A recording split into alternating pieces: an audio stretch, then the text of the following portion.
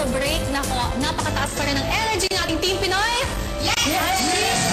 International. Kanina pinag-usama natin sino nga ba sa dalawang teams ang mas masipag. Ngayon naman, pupuntahan natin ang isa pang proposisyon. Itong opinyon ng ating mga housemates. Para po sa akin, kami po talaga Pinoy. Parang halos po sila hindi po kumikilos. Lagi na po pamaya-maya. Mga ganun po. Observe ko din po sa mga actions and yung mga words na masasabi namin. Parang observe ko po na mas disiplinado kami. The Pinoy team housemates are more disciplined. Kasi, for example, if you told us to do something, they would make sure to tell everyone else if they needed to. At yung Pinoy housemates, mas gusto nila mas neat sila. Mas gusto nilang clean and parang mas competitive sila. Kami naman parang fun lagi. I think that Team International is more responsible because we don't just look out for ourselves, we look out for each other. And I think that shows real responsibility. I live long time with Team International housemates, so I know them well. So my answer is, Pinoy housemates are more disciplined than Team International housemates. Mas discipline po mga Pinoy. Kasi po, parang sa tingin ko po yung mga international, including me, medyo hard-headed po. Parang kahit may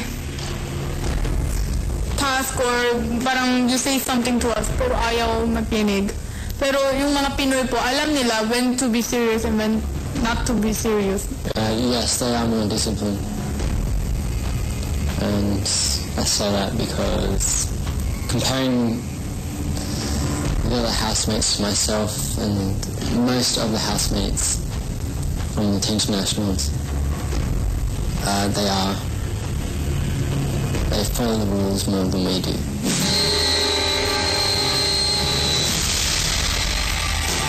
Simulan natin sa Team Pinoy. Mike. Alright, meron kaming dalawang main na punto. Wow. Una sa lahat, ililink natin sa pagkamasipag ng mga housemates sa kanina. Yung pagkamasipag nila, makikita natin, ito ang pinaka nagpapakita ng disiplina na angat mula dun sa mga international housemates kasi ang sipag nila merong tamang timing.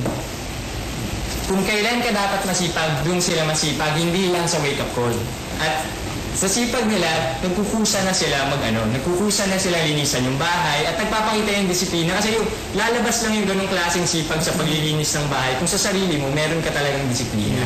Ito na yung pinaka matinding punto para sa kanila. Kung sila mismo sa loob ng bahay, tingin nila Pinoy housemate ang masipag, sila na lang nakakita sa sarili nilang mga aksyon. Sinasabi pa rin nila na mas masipag ang mga Pinoy housemates. Baka kailangan pagkatiwalaan na natin kung ano yung mga sinasabi ng mga international at mga Pinoy housemates na sila nga talaga ang pinakamasipag sa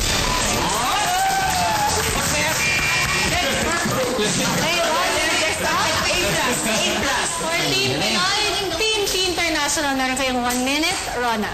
Sinasabi natin kung sino ang mas disiplinado. It is not enough na sasabihin natin kung sino ang sumunod sa tamang oras. It's an extra effort. It's discipline. Extra effort in terms as when do we draw the line in terms of our emotions. Sino ba ang mas nagpapakumbaba? Sino ba ang mas umuunawa? Sino ba ang madalas na nakipag-backstab? I would say, and I would say from the opinion of the many, na mas marami ang baksaban, na nagkakagulo sa mga Filipinos. And this is coming sa mga internationals simply because they themselves have that great humility na ang kanilang mga mistakes where the Filipinos are somewhat they're hiding it in a way. And kung sasabihin ninyo na hindi sila gumagawa ng ibang tasks, I would say na kapag sila na natalo or may task na ginagawa sila, hindi sila nagsisisihan. Sila ay sama-sama silang nag-iisip at kung matalo man sila, okay lang sa kanila. But kung nakikita natin sa side ninyo, Okay, bibigyan natin ng chance kayo na makipagsagutan sa isa't isa. Actually, sa totoo lang, yung sinasabi niyong backstaban na yan, of course, what teens, they interact bago sila sa loob. Iba-iba sila. Siyempre, iba-iba yan ang opinion. Nagkaka-backstaban. But the point is, discipline, they obey, kuya. Sino ba ang may forced eviction na marami? For various reasons.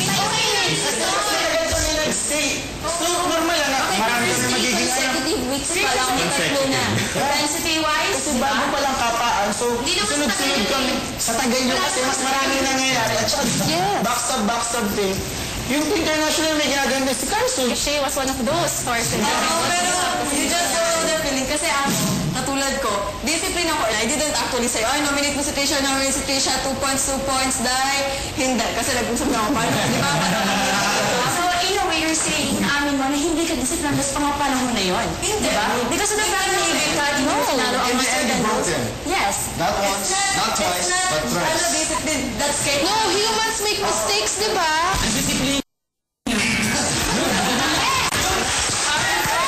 Nabitin din kami, pero very, very good points to both teams. Ano pa kayang mga quotable quotes ang makuha natin from our panelists sa pagbabalik ng Pinoy Big Brother Teen Clash of 2010, The Big Debate. PBB Teen Clash of 2010 would like to thank Von Dutch, Sony Bravia, Crown Plaza, Crystal Clear, Converse, Jack Candil, Globe Asiatic, Belo Medical Group, SDI, Education for Real Life, and Giselle's Catering, Ace Hardware and Ace Paints, Capital Medical Center, Delta Wood, Teresa Marbles, Energizer, Predator, Whirlpool, Femgas, Fuji Denso, Ayala Center Cebu, Robinson's Place Tacloban and Robinson's Place Movie World, SM City Davao, Lee Plaza Hotel, Tam Tam Seafood Restaurant,